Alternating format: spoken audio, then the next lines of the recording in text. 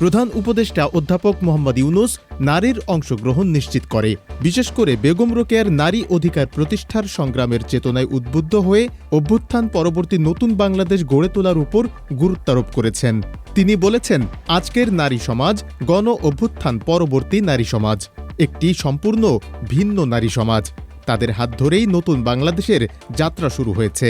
তারা কেবল নারীদের জন্য নয়, সকলের জন্য অনুপ্রেরণাদায়ক। নারীদের সামনে রেখেই আমাদের নতুন বাংলাদেশ গড়ে উঠুক, তাদেরকে আমাদের সমুন্নত রাখতে হবে।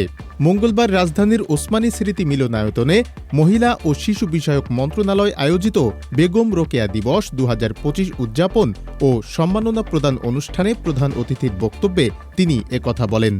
এবছর নারী শিক্ষায় রুহানা রাকিব, নারী অধিকারে কল্পনা আক্তার, নারী জাগরণে ঋতুপর্ণা চাকমা ও মানবাধিকার ক্যাটাগরিতে নাবিলা ইদ্রিসকে বেগম রোকেয়া পদক প্রদান করা হয়। বিগত ২ সপ্তাহের বেশি সময় ধরে হাসপাতালে চিকিৎসাধীন বিএনপি চেয়ারপারসন খালেদা জিয়া। এর মধ্যে গত ২৭ নভেম্বর শারীরিক অবস্থার অবনতি হলে তাকে সিসিইউতে স্থানান্তর করা হয়। সাবেক এই প্রধানমন্ত্রীর স্বাস্থ্যের তেমন উন্নতি না হওয়ায় এখনও সিসিইউতে রেখেই চিকিৎসা দেয়া হচ্ছে। তার চিকিৎসার দেখভাল করছেন বড় ছেলে বিএনপির ভারপ্রাপ্ত চেয়ারম্যান তারেক রহমানের স্ত্রী জুবাইদা রহমান। বিএনপির চিকিৎসকদের সূত্রে জানা গেছে, নিয়মিত তার কিডনি ডায়ালাইসিস চলছে।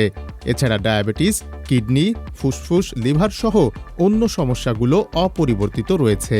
বিএনপি চেয়ারপারসনের শারীরিক অবস্থা ফ্লাই করার মতো উপযুক্ত নয় বলে তাকে আপাতত লন্ডনে নেওয়া হচ্ছে না, দেশে রেখেই চিকিৎসা দেয়া হবে।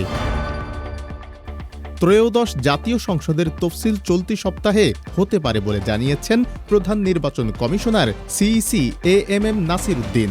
মঙ্গলবার প্রধান বিচারপতি সৈয়দ রেফাত আহমেদের সঙ্গে সাক্ষাৎ শেষে তিনি সাংবাদিকদের একথা জানান।